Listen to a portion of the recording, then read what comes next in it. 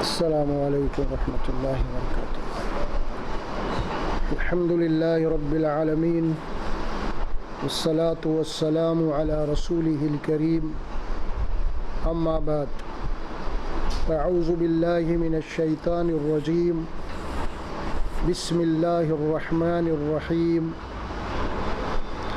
فاستجاب لهم ربهم انی لا اضیع عمل عامل منکم من ذکر او انثى بعضکم من بعض فالذین هاجروا واخرجوا من دیارهم وأوذوا في سبیلی وقاتلوا وقتلوا لأكفرن عنهم سیئاتهم ولأدخلنهم جنات تجری من تحتها الأنهار ثوابا من عند اللہ واللہ عنده حسن الثواب۔ صدق اللہ العظیم۔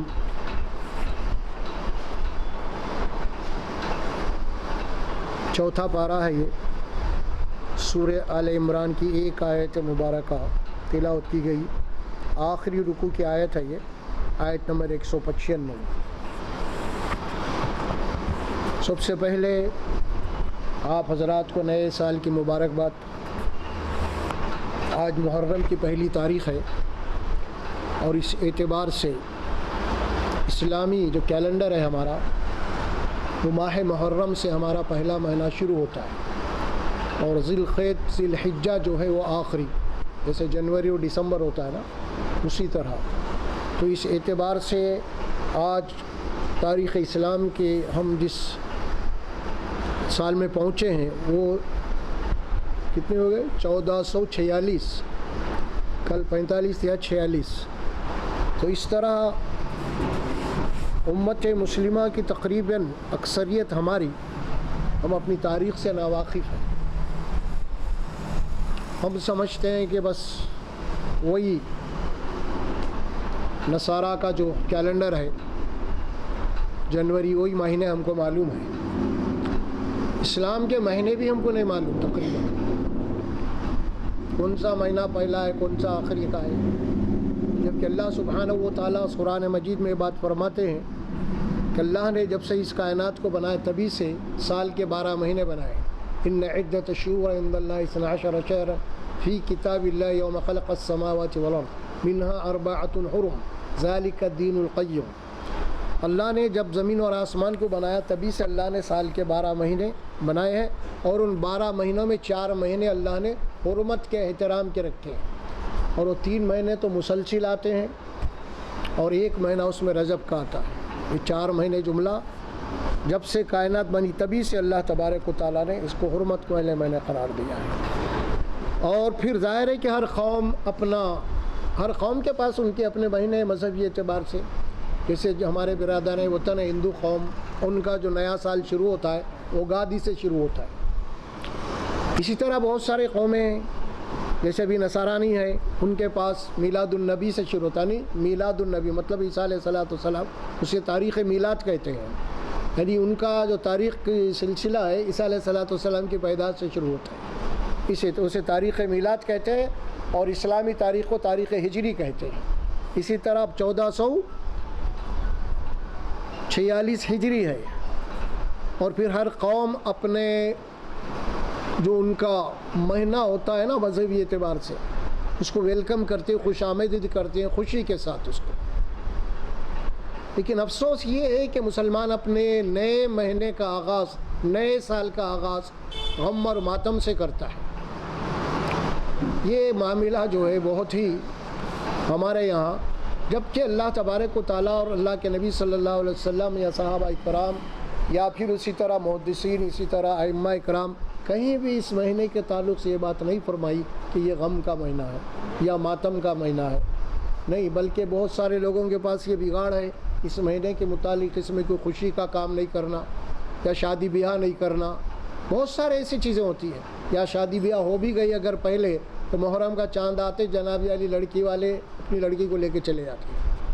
ایسے بھی رسومات ہمارے پاس ہیں، نئے کپڑے نہیں پہننا، کوئی خوشی کا کام نہیں کرنا، بہت سارے بگاڑ ہمارے پاس اس مہینے سے متعلق ہے۔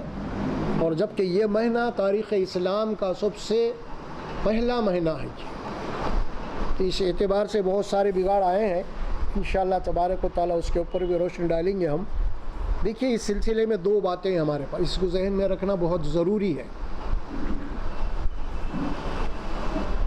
ایک ہے اسلام، تاریخ اسلام، اور ایک ہے تاریخ المسلمین۔ یہ دونوں میں ایک باریک سا فرق ہے اس میں۔ اسلامی تاریخ جو ہے، ہمارا دین مکمل ہو گیا رسول اکرم صلی اللہ علیہ وسلم کی حیات طیبہ میں۔ عرفات کا میدان تھا، جب آپ وہاں پہ قیام فرما رہے تھے تو اسی وقت یہ آیت مبارکہ نازل ہوئی قرآن میں، الیوم اکملت لکم دینکم واتممت علیکم نعمتی ورضیت لکم الاسلام دینا۔ آج کے دن میں نے دین کو مکمل کیا ہے اور میری نعمت کو تمام پورا کر دیا ہے، اور میں نے تمہارے لیے دین اسلام کو پسند کیا ہے۔ یہ کہاں نازل ہوئی آیت مبارکہ؟ عرفات کے میدان میں آپ صلی اللہ علیہ وسلم کے اوپر نازل ہوئی۔ اس کے بعد ربیع الاول میں آپ کا انتقال ہو گیا۔ تو مطلب یہ ہوا کہ ہمارا دین جو ہے اللہ کے نبی صلی اللہ علیہ وسلم کی حیات طیبہ کے اندر مکمل ہو گیا، تکمیل ہو گیا اللہ کے نبی صلی اللہ علیہ وسلم کی حیات مبارکہ میں۔ اب اس کے بعد صحابہ کرام کا دور آتا ہے، اس کے بعد خلفائے راشدین کا دور ہے، تبع تابعین کا دور ہے، جس میں قرآن مجید میں اللہ کے نبی صلی اللہ علیہ وسلم نے خاص طور پہ 3 ادوار کو جناب علی اس کی خوشخبری دی ہے۔ میرے سب سے پہلا دور میرا ہے، پھر میرے بعد تابعین کا، اس کا تبع تابعین۔ بہرحال یہاں پہ یہ بات کہی گئی۔ تو اس سلسلے میں اب ہمارے پاس اللہ کے نبی صلی اللہ علیہ وسلم کے بعد جو واقعات آتے ہیں کتابوں کے اندر، اسے ہم تاریخ کیا کہیں گے؟ تاریخ المسلمین کہیں گے۔ دین نہیں، دین تو مکمل ہو گیا نبی صلی اللہ علیہ وسلم کی زندگی میں۔ اب یہ جو واقعہ ہوا ہے، واقعہ کربلا ہمارے پاس، وہ سن ہجری 61 کا ہے، نہیں ہجرت کے 61 سال کے بعد یہ واقعہ پیش آیا ہے۔ اس طرح ایک بڑی لمبی چوڑی بحث ہے اس کے اندر جناب علی، اور بہت سارے اس معاملہ میں خرافات ہے، لہٰذا ہم آج تاریخ اسلام کے اوپر ہی گفتگو کریں گے انشاءاللہ تبارک و تعالیٰ۔ اور ہماری تاریخ کہاں سے شروع ہوتی ہے؟ جب تاریخ شروع ہوئی، مسلمانوں کے پاس کوئی خط و کتابت جب لکھتے تھے اللہ کے نبی صلی اللہ علیہ وسلم کے دور میں، کوئی ایسی تاریخی رواج نہیں تھا وہاں پہ باضابطہ۔ تو اب اسلام پھیل کے عرب سے عجم میں چلا گیا وہاں پہ، اور پھر ظاہر کے فتوحات ہونے لگے، تو میرا تاریخ کی ضرورت پڑی اب لکھنے کے لیے۔ تو حضرت عمر فاروق رضی اللہ تعالیٰ کے دور خلافت میں اس بات کے اوپر جناب علی باضابطہ مشورہ ہوا کہ تاریخ ہم کہاں سے شروع کریں گے۔ بہت سارے مشورے آئے اس کے اندر، اور بہت سارے آئے، لیکن اس کے اندر تاریخ کا جو مشورہ قبول کیا گیا اور اتفاق رائے سے، وہ ہجرت کے معنی رسول اکرم صلی اللہ علیہ وسلم مکے سے مدینہ جب آ گئے اسے ہجرت کہتے ہیں۔ تو اسی دن اسی تاریخ کو جو ہے نا ہم اسلام کی بنیاد بنائیں گے، وہاں سے تاریخ کا آغاز ہوگا۔ پھر اب وہیں سے تاریخ لکھنا شروع ہوئی، تو اسی لیے ہمارے پاس ہجری کہتے ہیں۔ ہجرت سے مراد مقام کو چھوڑ دینا، تو چھوڑ دیے صحابہ کرام بھی، پورے مکہ چھوڑ دیے، رسول اکرم صلی اللہ علیہ وسلم بھی مکہ چھوڑ دیے، جس کا ذکر یہاں پہ آ رہا ہے ہمارے پاس۔ اللہ سبحانہ و تعالیٰ یہاں فرماتے ہیں فَالَّذِينَ هَاجَرُوا وَأُخْرِجُوا مِن دِيَارِهِمْ، پس جو لوگ ہجرت کرے، اپنی مقام کو چھوڑ دیا انہوں نے، اور وہ اخرجوا من دیارہم، اور جن کو اپنے گھروں سے نکالا گیا صحابہ کرام، اور پھر وہ اوذوا فی سبیلی، اور اللہ کے راستے میں بہت ستائے گئے، بہت تکلیف دیے گئے، اور وقاتلوا، اور ان کو قتل بھی کیا گیا، قتل بھی ہوئے، شہید بھی ہوئے۔ یہاں پہ اللہ تبارک و تعالیٰ اسے ہجرت کی طرف اشارہ فرما رہے ہیں۔ ہجرت اللہ کے نبی صلی اللہ علیہ وسلم کے متعلق یہ بات آئی، اس قرآن میں 3 مقامات میں یہ آیت آئی سورہ الفاظ کی تبدیلی کے ساتھ۔ ایک تو سورہ توبہ میں آئے گی آپ کو، سورہ الفتح میں، سورہ اور صف میں آئی ہے، هو الذی ارسل رسولہ بالہدی ودین الحق لیظہرہ علی الدین کلہ۔ یہاں فرمایا وہی اللہ ہے جس نے اپنے بندے محمد صلی اللہ علیہ وسلم کو حق کے ساتھ اور ہدایت کے ساتھ بھیجا، دین حق دے کے، تاکہ اس دین کو پورے دینوں کے اوپر غالب کر دے۔ اس سے پہلے آیت آئی، اس سے پہلے یریدون لیطفئوا نور اللہ بافواہہم، یہ مشرکین عرب رسول اللہ صلی اللہ علیہ وسلم یا اسلام کے دشمن تھے، ان کا ارادہ وہ یہ چاہتے تھے کہ اسلام کو پھونک مار کے بجھا دے، اسلام کو ختم کر دے، اللہ کے نبی صلی اللہ علیہ وسلم کو قتل کر دے، صحابہ کرام۔ اس طرح مکی زندگی کے 13 سال کافی مشکلات کے گزرے ایمان والوں کے اوپر۔ تاریخ میں ہم پڑھتے ہیں، اس میں کچھ چیدہ واقعات بھی آپ کے سامنے میں رکھ دوں گا۔ یہاں تک کہ بات آئی جب ایمان لائے صحابہ کرام ان کے اوپر کیا کیا مصیبتیں ٹوٹی وہ سبھی کو معلوم ہے۔ اس سلسلے میں ایک واقعہ اسلام میں بڑا تاریخی واقعہ ملتا ہے ہمیں مشہور، سبھی جانتے ہیں، اسی لیے عرض کر رہا ہوں۔ حضرت بلال رضی اللہ تعالیٰ عنہ کا تھا، موزن اسلام تھے اور وہ غلام تھے، اور غلاموں کا کوئی مقام نہیں ہوتا تھا وہ اس دور میں۔ تو جب وہ ایمان لائے تو ظاہر ہے کہ دوسرے نے ان کا جو آقا تھا ان کو اتنا ستایا کہ پوچھے مت، اور پھر ان کے اوپر اتنا پریشر ڈالا گیا، اتنا زور ڈالا گیا کہ مکے کی گلیوں کے اندر ان کی گردن میں رسی ڈال کے بچوں کو دے دیا جاتا تھا، گھسیٹتے پھرو، اور اس وقت تک گھسیٹو جب تک کہ یہ دین اسلام کا انکار نہ کر دیں۔ اور پھر کبھی کبھی ایسا بھی ہوتا تھا کہ مکے کی جو گرمی ہے نا، وہ تپتی ہوئی گرمی کے اندر، ریت کے اندر آپ کو لٹا دیا جاتا اور آپ کے سینے کے اوپر پتھر کی چٹان رکھ دی جاتی اور کہا جاتا ہے کہ انکار کر دے حبیب محمد صلی اللہ علیہ وسلم کا۔ وہ کہتے کہ نہیں، اتنا گھسیٹا گیا، ان کی زبان سے گلیوں کے اندر جو آواز نکلتی تھی احد احد، یعنی اللہ ایک ہے، ایک ہے۔ اسی قسم کے بہت سارے ایسے جناب علی، آپ اسلام کے اندر معلم کے نام سے مشہور ہیں ایک صحابی جن کا نام ہے مصعب بن عمیر رضی اللہ تعالیٰ عنہ۔ یہ بڑے ہی رئیس گھرانے کے تھے اور ان کی ماں بڑی دولت مند تھی، والد کا انتقال ہو چکا تھا، تو بہرحال بڑے ہی اچھے تھے، اور ان کی ماں کی یہ حالت تھی کہ اپنے بیٹے کے لیے ان کا لباس وغیرہ جناب اس دور میں یمن سے منگوائی کرتے تھے، جوتے، اور جب نکلتے آپ اپنے گھر سے تو 4 غلام آگے 4 پیچھے، اور جس گلی سے گزرتے جس راستے سے وہاں خوشبو مہک جاتی اور یہ محسوس ہوتا کہ یہاں پہ مصعب بن عمیر گزر چکے ہیں۔ یعنی اتنے ناز اور نعمتوں میں نقروں میں ماں نے ان کو پالا، اور ایک دن رسول اللہ صلی اللہ علیہ وسلم کا یہ دین حق کا کلمہ آپ کے کان میں پڑ گیا تو ان کی بات سمجھ میں آ گئی، انہوں نے قبول کر لیا اس کو۔ اور اس وقت رسول اکرم صلی اللہ علیہ وسلم ابھی جو دعوت دے رہے تھے بالکل یا طور پہ ابھی بالکل احتیاط سے دے رہے تھے، اور مکے کے اندر دار ارقم میں آپ کا سینٹر آپ نے بنایا تھا اس کو۔ تو بہرحال مکے کے لوگوں نے بہت سارے ان کے اوپر ظلم ڈھائے، اور اسی لیے جب ایمان لائے تھے انہوں نے ایمان کا اقرار نہیں کیا کبھی باضابطہ، لیکن وہ جو بھی اس وقت عبادت تھی اسلامی اللہ کے نبی صلی اللہ علیہ وسلم بتاتے ہیں، وہ اس وقت کچھ نماز کی شکل جو بھی تھی اس زمانے میں پڑھتے تھے۔ کسی نے دیکھ لیا اور دیکھ کے ان کی ماں کو شکایت کر دی کہ بھئی آپ کا بیٹا تو محمد صلی اللہ علیہ وسلم کا پیروکار ہو گیا ہے، ایمان لا لیا ہے، اپنے باپ دادا کے دین کو چھوڑ دیا ہے۔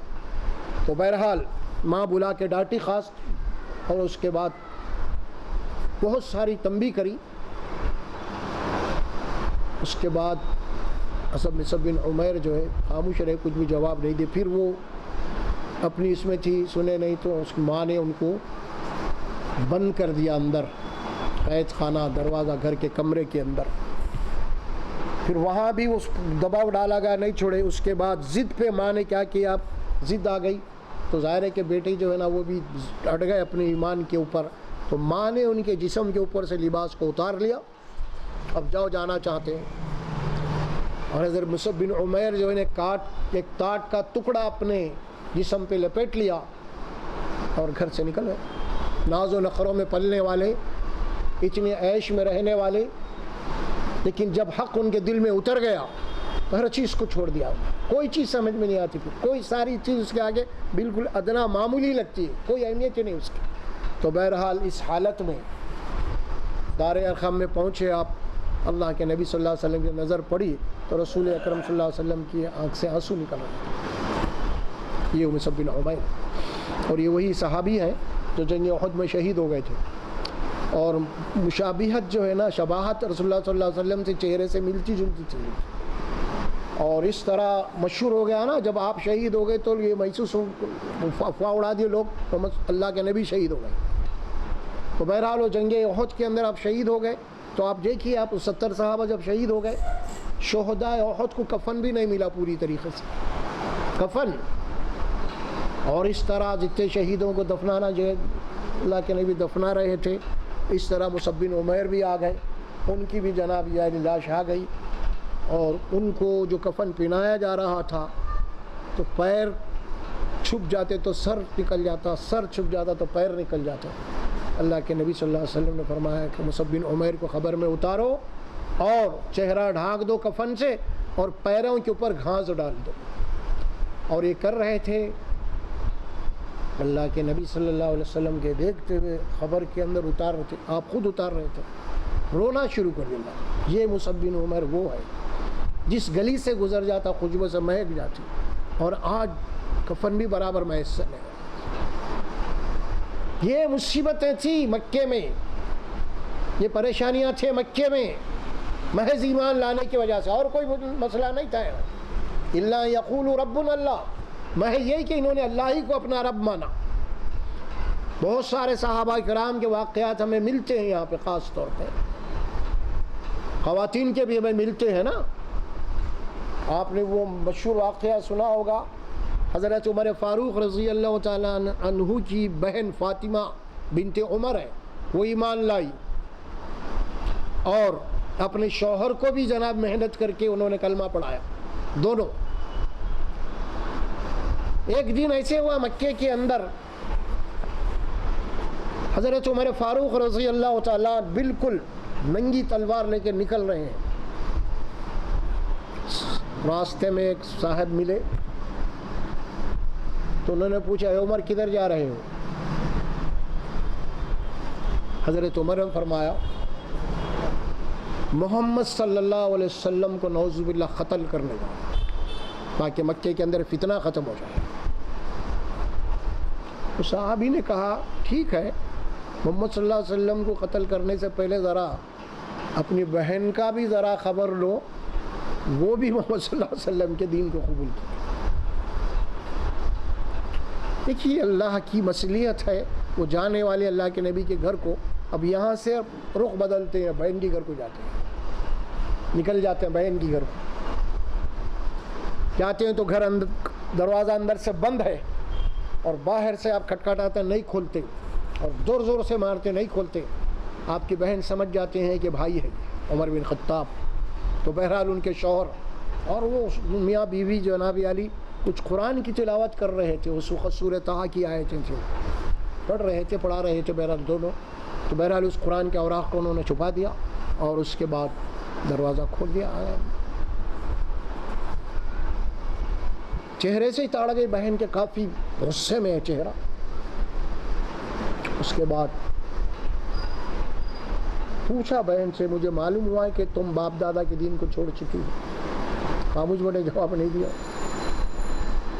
بہت جھنجھوڑا, نہیں جواب دیا. آخر میں ایک بہت زور سے جناب تماچا مارا حضرت عمر اپنی بہن کو, اور ان کی بہن کی بالی گر گئی, ٹوٹ کے کان پھٹ گیا. اس وقت بہن کا ایمان جوش میں آیا. دیکھیے جب پتھکڑ مارنے کے بعد, تماچا مارنے کے بعد اب حق اور باطل آ گیا یہاں پہ, اب بھائی ہٹ گئے یہاں سے. انہوں نے کہا ہاں ہم ایمان لا چکے ہیں, جو کرنا ہے کر لو, تم جو چاہے کر لو تم. بہن کا استقلال, یہ صبر, یہ ہمت حضرت عمر رضی اللہ تعالیٰ نے غصے کو توڑ دیا. غصہ اتر گیا, نڈال ہو گئے بہن کی جواب سے, اور کہنے لگے کہ کچھ گنگناتی ہوئی آواز آ رہی تھی مجھے باہر سے کہ تم کیا پڑھ رہے تھے, آپس میں لاؤ. تو بہرحال ادھر سے اپنے شوہر کو بلایا, انہوں نے چھپا دیے تھے. سورہ طٰہٰ کی آیات پڑھ کے سنایا, طٰہٰ ما انزلنا علیک القرآن لتشقى الا تذکرۃ لمن یخشی. طٰہٰ یہ قرآن اللہ کی طرف سے ایک ذکر ہے, ایک نصیحت ہے. اللہ نے اس قرآن کو اسی لیے نازل نہیں کیا کہ تم کوئی مصیبت یا مشقت میں پڑ جاؤ. اللہ کی طرف سے ایک نصیحت ہے, رب العالمین کی طرف سے.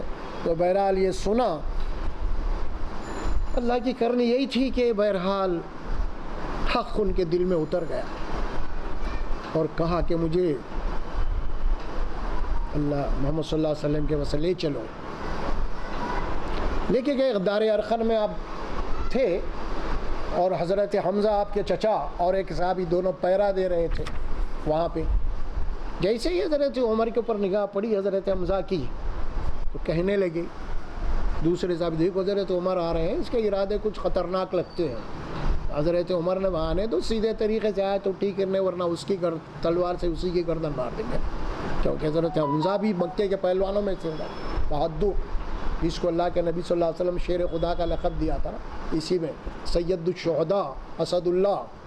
تو بہرحال اللہ کے نبی کو یہ بات پہنچا دی گئی، وہ حضرت عمر آ رہے ہیں، اللہ کے نبی نے فرمایا آنے دو انہیں۔ جیسے ہی دروازے میں داخل ہوئے رسول اکرم صلی اللہ علیہ وسلم اپنے مقام سے اٹھ گئے اور اٹھ کے حضرت عمر کے دامن کو پکڑ کے کھینچا اور کہنے لگے اے عمر کیا ارادہ ہے تمہارا؟ حضرت عمر نے فرمایا یا رسول اللہ اس کلمے کو پڑھنے کے لیے آئے، ایمان قبول کرنے کے لیے آئے۔ جیسے ہی کہنا تھا کہ وہاں پہ جتنے صحابہ تھے سب اللہ اکبر کے نعرے لگائے۔ تو صحابہ کرام کے واقعات ہمیں قرآن میں ملتے ہیں، بہت سے صحابہ۔ ایک خاتون تھی جو ایمان لائی، یعنی ان کے شوہر بھی ایمان لائے اور وہ بھی، اور شوہر ہجرت کر کے چلے گئے اور یہ بھی جا رہی تھی ساتھ میں۔ تو انہوں نے شوہر سے اپنی بیٹی کو چھین لیا، یہ ہماری قبیلے کی بیٹی ہے، تم نہیں جا سکتے۔ دیکھا چھوٹا بچہ بھی تھا، تو بہرحال وہ چھوڑ کے چلے گئے۔ دونوں بھی ایمان لائے تھے اور اپنے شوہر سے بے انتہا محبت کرنے والی۔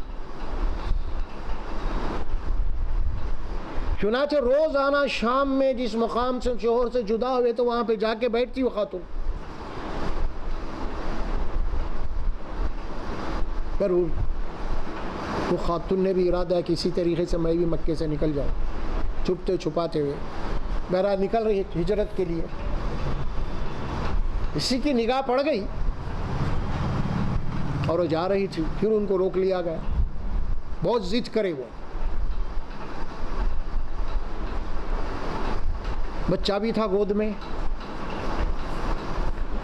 لیکن نہیں مانی قومت کے والا، آخر میں ضد میں، ہاں جانا چاہتی تو جاؤ، یہ بچہ ہمارا، بچے کو نہیں دیں گے ہم۔ ماں نے کہا ایمان کے اوپر یہ بھی قربانی ہے، بچے کو بھی چھوڑنے تیار ہو۔ پھر ان کی حالت کو دیکھ کے سب نے مشورہ کیا کہ جو چلے گئے۔ یہ حالات تھے مکے کے اندر،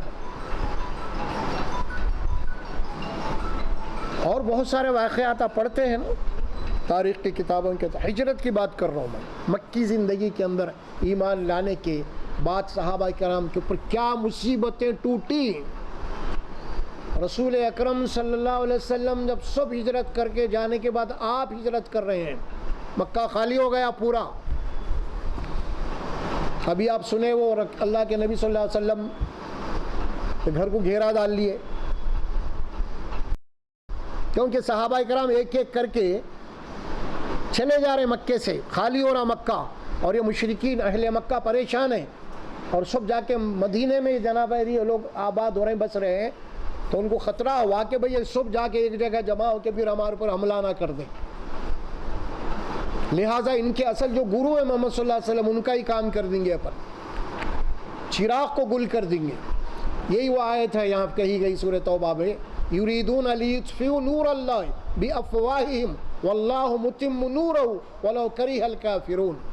یہ چاہتے ہیں کہ اللہ کے نور کو، اللہ کی روشنی کو پھونک مار کے بجھا دیں، اسلام کو، اور اللہ یہ چاہتا ہے کہ اپنی نور کو، اپنی روشنی کو پورا کر کے رہے گا، اور کافروں کو کتنا ہی یہ ناگوار کیوں نہ گزرے، ناگوار کیوں نہ گزرے۔ اور پھر یہ بات آتی ہے سورہ انفال کے اندر، اللہ سبحانہ و تعالیٰ اس منظر کا نقشہ کشی کر رہے ہیں قرآن میں، جو مکے کے آپ صلی اللہ علیہ وسلم کے گھر کو گھیرا ڈالے تھے۔ مشرکین عرب نے ایک مشورہ کیا کہ بھئی اگر یہی حالات رہیں گے تو کیا ہوگا ہمارا آگے چل کے، اب لہٰذا محمد صلی اللہ علیہ وسلم کے تعلق سے کیا کرنا چاہیے، میں کیا منصوبہ بنانا چاہیے، کیا پلاننگ کرنی چاہیے۔ سارے مکے کے جتنے بھی سردار تھے قبیلے کے وہ سب جمع ہو گئے۔ تو بہرحال اس کے اندر کوئی کچھ مشورہ دیا، کوئی کچھ مشورہ دیا، 3 مشورے آئے اس کے اندر۔ 3 مشوروں میں یہ بات ہے کہ سب سے پہلے ایک مشورہ ہے کہ اللہ کے نبی کو قتل کر دیں گے، مسئلہ ہی ختم، نعوذ باللہ من ذالک۔ کسی نے مشورہ دیا کہ کہ بہن قید کر دیں گے ان کو. کسی نے مشورہ دیا عرب کے سرحدوں کے باہر نکال دیں گے ان کو تاکہ پھر آ نہیں سکنا ہے. 3 مشورے ہوئے ہیں جس کا بات قرآن میں اللہ فرماتے ہیں. اللہ سبحانہ و تعالیٰ وَإِذْ يَمْكُرُ بِكَ الَّذِينَ، اور جب کہ وہ ایک چال چل رہے تھے آپ کے خلاف اے محمد صلی اللہ علیہ وسلم، لِيَسْبِتُوكَ أَوْ يَقْتُلُوكَ أَوْ يُخْرِجُوكَ، یہ 3 باتیں مشورے میں طے پائی اور فرمایا کہ یا تو ہم قتل کر دیں گے، یا انہیں قید کر لیں گے، یا انہیں مکے کے یعنی عرب کے سرحدوں سے نکال دیں گے. تینوں باتیں آئی تو بہرحال اس میں اس بات کے اوپر طے ہوا کہ رسول اللہ صلی اللہ علیہ وسلم کو قتل کر دیں گے ہم. لہٰذا رات میں اللہ کے نبی صلی اللہ علیہ وسلم کے گھر کو جا کے گھیرا ڈال لیے اور دروازے کے سامنے پورے قبائل کے جتنے بھی سردار تھے وہ لوگ انتظار میں ٹھہر گئے. جیسے ہی باہر نکلتے گردن اڑا دی. نعوذ باللہ من ذالک. عربوں کے یہاں جہاں بہت سارے خرابیاں تھے ان کے اندر کچھ حمیت کی باتیں تھیں. بہت خوددار قوم تھی، اپنے اصولوں کی پابند تھی یہ قوم. دیکھیے اب آپ سارے مکے کا آپ کا گھر کو گھیرا ڈالے ہوئے ہیں لیکن کسی کی مجال نہیں ہے کہ گھر کے اندر گھس کے آپ کو مارے، کیونکہ اہل عرب اس کو عیب سمجھتے تھے. کسی کے گھر میں گھس کے اس کو مارنا یہ عیب ہے، بزدلی ہے یہ. اسی لیے وہ انتظار کو یہ جب باہر نکلیں گے تب حملہ کریں گے. یہ ان کی اہمیت تھی، ان کی خودداری تھی، ان کو روکے رکھا. اس قدر اپنے اصولوں کے پابند تھے. عربوں کے یہاں جہاں پہ بہت ساری وہاں پہ ان کی جہالت کی باتیں بتائی جاتی ہیں، گمراہی، لیکن ان کے جو خصوصیات ہیں وہ نہیں بتائے جاتے، وہ نہیں بتائے جاتے. بہت خصوصیات تھے ان کے. امانت دار، وعدے کے پابند. کسی کو وعدہ کر دیں گے کہ اپنی جان چلی گا لیکن وعدہ نہیں نبھائیں گے. امانت دار، امانت کے اندر اگر وہ قتل ہو جائیں گے لیکن امانت پہنچا دیں گے آپ کو. یہ ان کے خصوصیات ہیں عربوں کے. اللہ تبارک و تعالیٰ اسی لیے اس قوم کو چنا اس کام کے لیے، دین کے لیے. وہ خصوصیات تھے. اور منافقت نہیں تھی، بہت کم. منافقت عربوں میں نہیں ہوتی. سمجھ میں آ رہا؟ اور یہی وجہ ہے کہ مکی زندگی کے اندر کوئی منافق نہیں تھا. مدینے میں جانے کے بعد چونکہ یہود و نصارہ آباد تھے، منافقہ پورے ہوا. بہرحال وہ الگ بحث. تو یہاں جو بات کہی گئی نکلے، اور جیسے آپ نکلے تو بہرحال آپ نکل گئے لیکن پتہ ہی نہیں چلا. اور اس کے بعد صبح ہو گئی تو اندر گئے تو دیکھے کہ حضرت علی ہے اللہ کے نبی کے بستر. یہ ہجرت اللہ کے نبی صلی اللہ علیہ وسلم نکل گئے ہجرت کر کے، اور چھپتے چھپاتے نکل گئے اور سیدھے وہاں سے ابوبکر صدیق رضی اللہ تعالیٰ عنہ کے گھر گئے. اور وہاں سے آپ کو فرمایا کہ لیے مجھے ہجرت کی اجازت مل چکی ہے. حضرت ابوبکر سارا سامان تیار کر کے رکھے تھے تو بہرحال آپ نکل گئے. اس طرح ابوبکر صدیق کا غلام تھا جبکہ وہ غیر مسلم تھا اور مکے اور مدینے کے راستوں سے بہت واقف تھا وہ. تو لہٰذا اس کو سفر کے لیے تیار کیا گیا، اونٹنیوں کو تیار کیا گیا. اس طرح بہرحال اس کی تفصیلات ہیں. تو بہرحال اللہ کے نبی صلی اللہ علیہ وسلم مکے سے خود دور جا کے ایک غار سور ہے، اس غار سور میں آپ وہاں پہ پناہ لے لیا آرام چھپتے چھپاتے ہوئے. یہ ہجرت تھی اللہ کے نبی صلی اللہ علیہ وسلم. تو یہاں پہ یہی بات فرمائی جا رہی ہے کہ جنہوں نے ہجرت کی. دیکھیے ہجرت کیا ہے، یہ اس کے اوپر تھوڑی سی ہمیں نظر ڈال لینی چاہیے. ہجرت صحابہ کرام نے جو ہجرت کی مکے سے، ہر چیز کو چھوڑا انہوں نے، ہر چیز کو. اپنے بیوی بچوں کو بھی چھوڑا، ماں باپ کو بھی چھوڑا، بھائی بہنوں کو بھی چھوڑا، اپنی جائیدادوں کو بھی چھوڑا، اپنے باغوں کو بھی چھوڑا، اپنے گھروں کو بھی چھوڑا. ہر چیز کو چھوڑ کے نہتے بالکل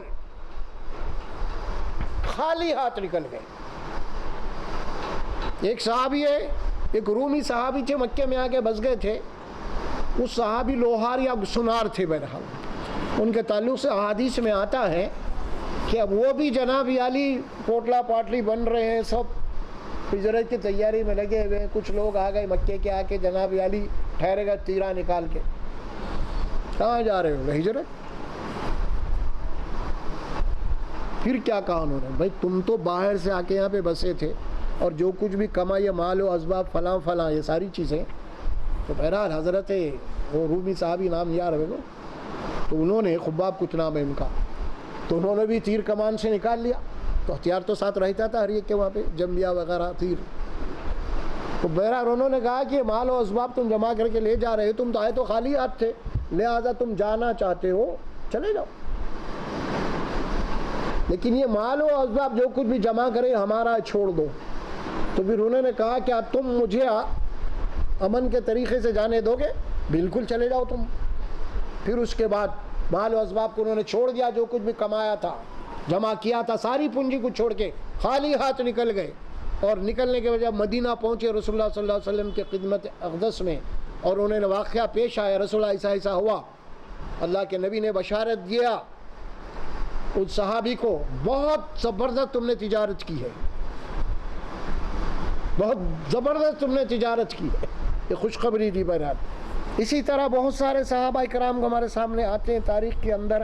تو یہ ساری باتیں اسی لیے عرض کر رہا ہوں میں، دیکھیں کیسے کیسے حضرت خباب بن ارت رضی اللہ تعالیٰ یہ جب ایمان لائے نا، ان کو کتنا ستایا گیا معلوم آپ کو.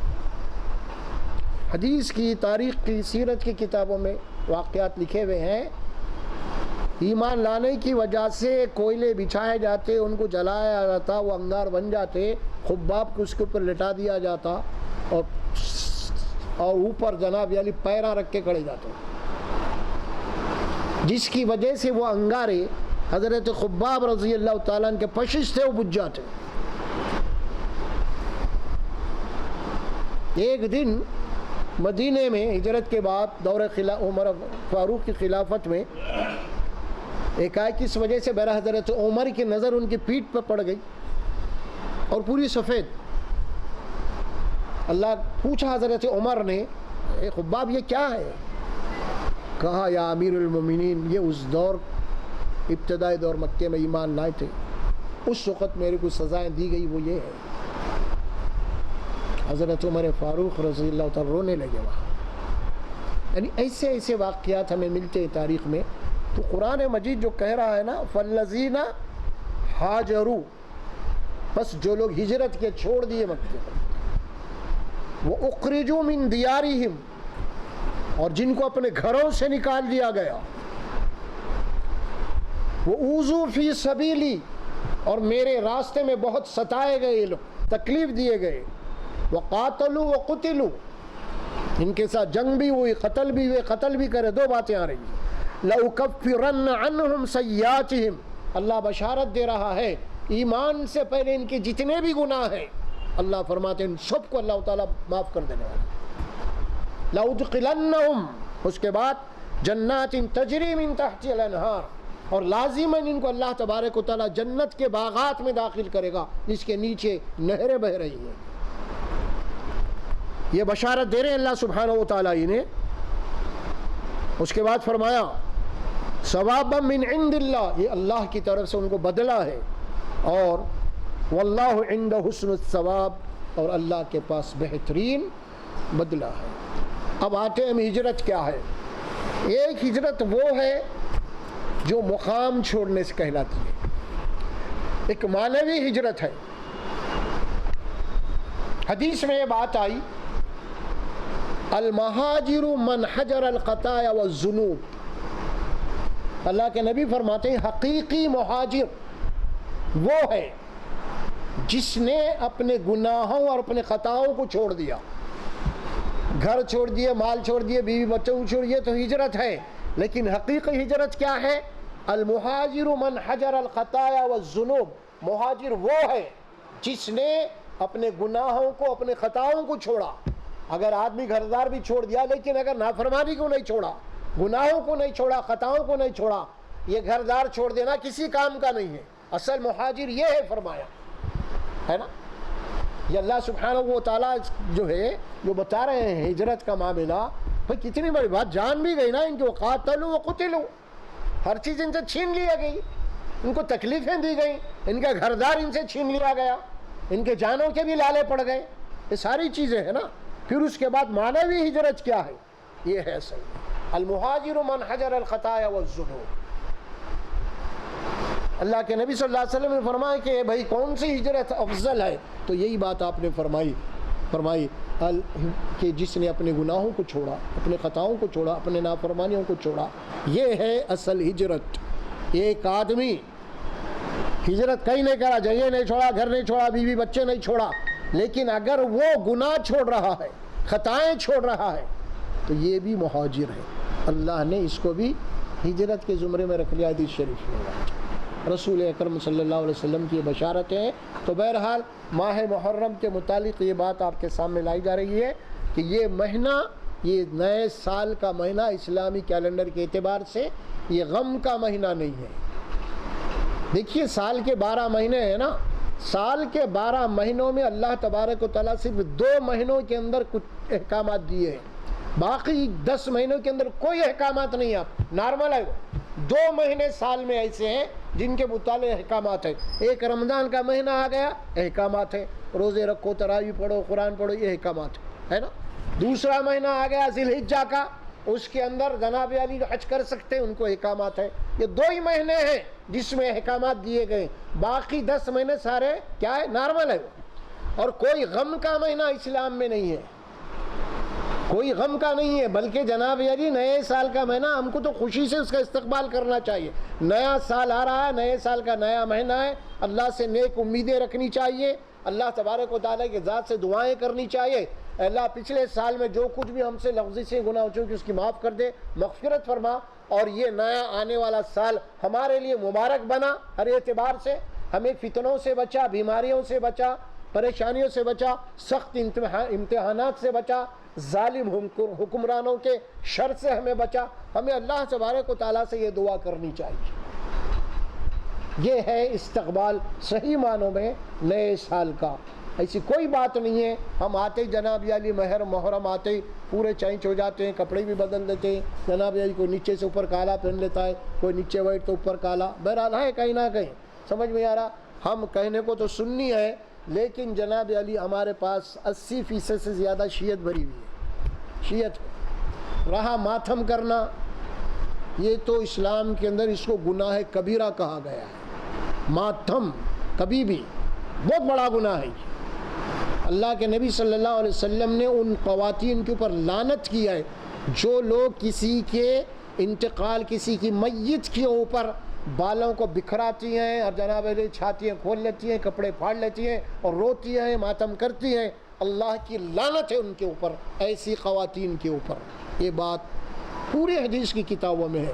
تو جناب علی یہ مہینہ آ گیا ہے ہمارے لیے، تو بہت سارے خرافات ہمارے پاس ہے، اس سے بالکل بچنا چاہیے۔ بالکل نارمل مہینہ ہے یہ، اور بہت ساری باتیں بالکل غلط من گھڑت بے حساب ہمارے پاس آ چکی ہیں۔ میں ابھی آپ کے سامنے عرض کیا، سن ہجری 61 میں ہوا یہ واقعہ۔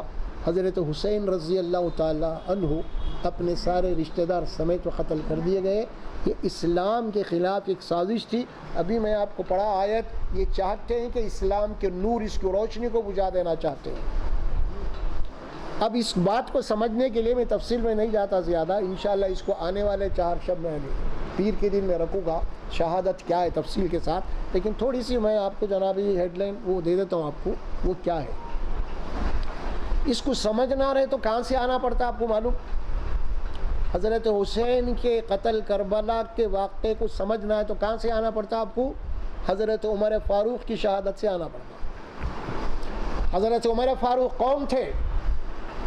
خلیفہ، اور کیسے خلیفہ؟ جنہوں نے مصر، شام اور فلسطین اور ایران فاتح، تقریباً کچھ کم آدھی دنیا کچھ کم آپ کی خلافت میں فتح ہوا۔ تو یوں سمجھ لیجئے آپ گویا کہ آج جس طرح دنیا کے اندر امریکہ کی جو طاقت ہے، اس کے پریسیڈنٹ کی جو طاقت ہے نا، وہ طاقت حضرت عمر کی تھی اس زمانے میں۔ تو لہٰذا جب ظاہر ہے کہ حضرت عمر کو کہاں شہید کیا گیا؟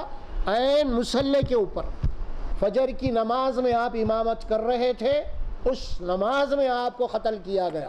اور قتل کرنے والا کون تھا؟ یہ ایرانی تھا، ایک شخص جسے ہم کہتے ہیں مجوسی شیعہ وہ زمانے میں۔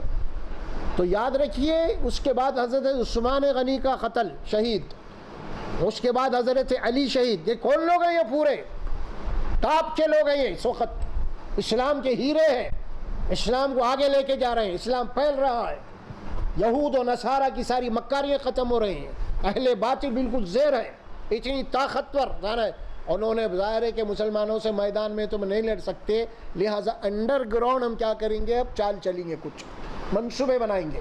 انہوں نے وہ منصوبے بنائے اور ایک ایک کر کے بانٹ لیے اس کو تینوں میں۔ تین کون تھے اس میں؟ تین آدمی تھے اس میں۔ ایک تھا اس کے اندر مجوسی، ایرانی مجوسی بولے تو، دوسرا تھا اس کے اندر یہودی لابی، تیسری تھی نصرانی۔ یہ تینوں مل کے، کیونکہ تینوں کو ٹارگٹ تھا اسلام بنائے۔ کیوں؟ کیونکہ ادھر کون تھے؟ ادھر ایران میں کون تھے؟ مجوسی، ان کی حکومت انہیں غلام بنا دیا گیا۔ اور پھر اس کے بعد یہودی کہاں تھے؟ خود مدینے میں تھے، حضرت عمر فاروق مدینے سے خالی کرا دیا ان کو، ایک دشمنی تھی یہودیوں کو۔ خیبر قلعہ جو تھا حضرت علی کی کمانڈنگ میں فتح ہوا رضی اللہ تعالیٰ عنہ۔ اور پھر تیسرے حضرت عثمان کی شہادت۔ یہ دیکھیے، آپ نام نوٹ کر لیجئے، حضرت عمر فاروق کو قتل کرنے والا کون ہے؟ ایرانی مجوسی، کیونکہ ایران کو غلام بنایا۔ پھر دوسرا حضرت عثمان کو قتل کرنے والا کون ہے؟ یہودی، عبد الرحمن بن ملجم، نام بدل لیا تھا، یہودی تھا۔ حضرت علی کو قتل کرنے والا یہ دونوں ہیں اس کے اندر، یہودی اور عیسائی دونوں مل کے۔ حضرت عثمان کو قتل کرنے والا جو تھا نا، یہ عبداللہ بن سبا کا باپ والد تھا، اور وہاں پہ دونوں مل کے قتل کرے۔ حضرت علی کو قتل کرنے میں خاص طور پہ یہودی۔ اور اس طرح آپ دیکھیں گے، کمال یہ ہے اس سلسلے میں، ایک چیز آپ کو ملے گی کامن، جتنے بھی قتل ہوئے فجر میں ہوئے، یہ ہے اصل چیز، رات کی اندھیری میں۔ اور رات کی اندھیری بولے تو حنفیوں کے ویسا دن پھٹتے وقت نماز نہیں پڑھتے تھے، اندھیرے اول وقت میں پڑھتے تھے۔ ٹارگیٹ بٹھایا گیا حضرت علی کے اوپر پھر عثمان کے قتل کے بعد، اور وہ اس وقت بہت بہترین جو کمانڈر تھے، گورنر، وہ کون تھے؟ حضرت امام معاویہ، شام کے گورنر تھے آپ۔